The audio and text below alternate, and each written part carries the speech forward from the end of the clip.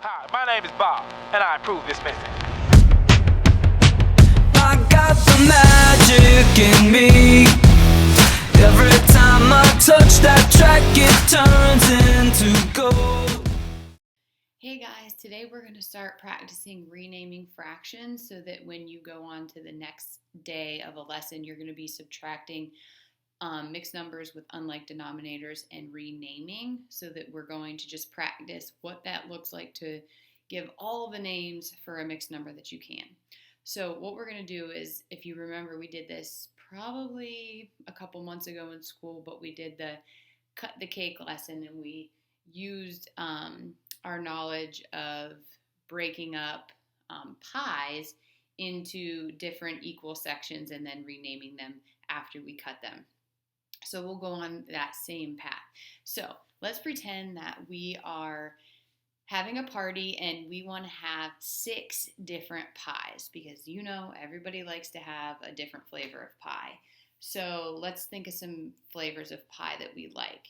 And if I remember, peanut butter was one of them. But peanut butter's my favorite. So if we had a peanut butter pie, and then we have the famous apple pie, and a pumpkin pie, and a chocolate pie, and let's think, maybe a blueberry pie.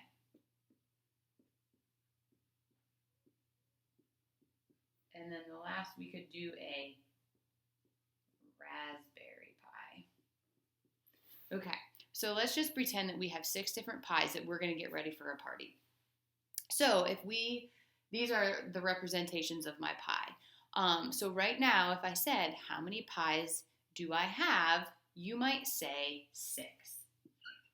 I have 6 pies, okay? So what I like to do is, I don't like to really cut the pie until the guests are actually there, because I don't want it to get, smushy, and it's just better to wait till people come.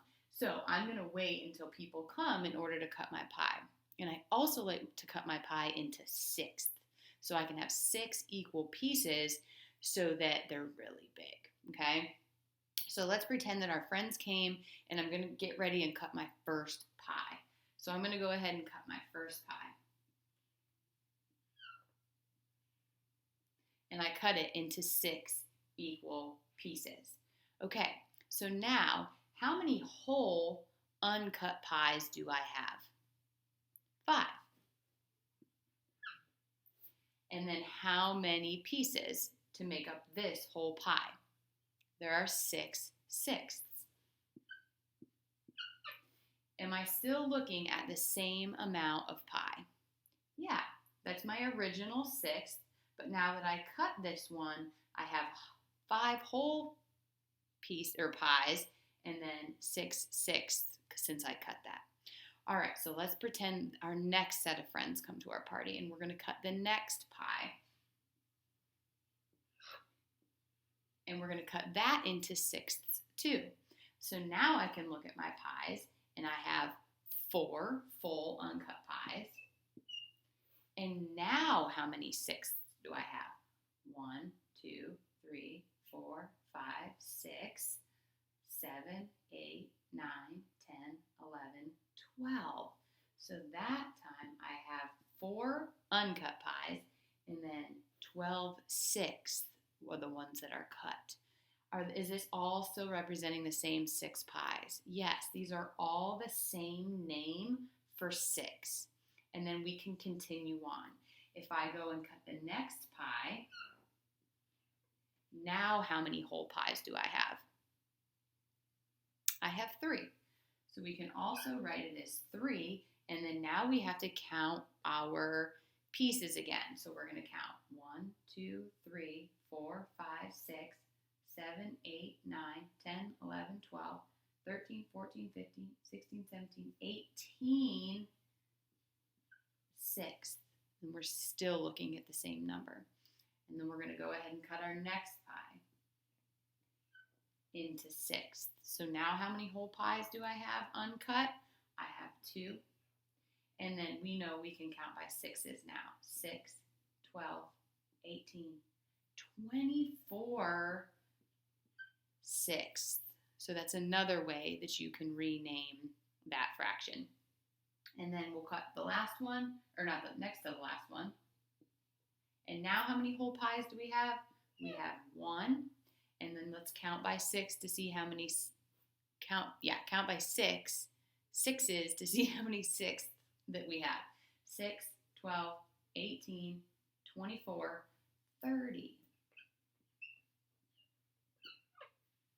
So that's how you can rename those fractions. So this is exactly like the game which you're going to be playing this week called Rename That Mixed Number. When you get your original number and you have to come up with as many other names for it as you can, and you keep taking from the whole, and the whole keeps getting smaller, but your pieces get larger. That's exactly the same way. So when you rename a fraction with subtraction, that's exactly what you're doing when you think about, okay, I can't subtract, I have to go borrow from my whole number, when really you're just renaming that fraction. So let me give you an example so that you can see what it's like as a subtraction problem. So I'm just going to erase these. And let's pretend that we have 6 1/3 minus 4 8/9. So the first thing that you would have to do is find a common denominator. So we would keep this as 4 8/9, and we would change this to 6 3/9. So here is where the renaming comes into play, where you have 6 3/9 minus 4 8/9. If you have 3/9, can you subtract 8/9 away from that? No. So when we say you need to go borrow from your 6, you're actually renaming this fraction just like we did here. So we're going to take a whole away. So now we're only going to have 5 wholes. And the other whole that you have is going to be broken into ninths.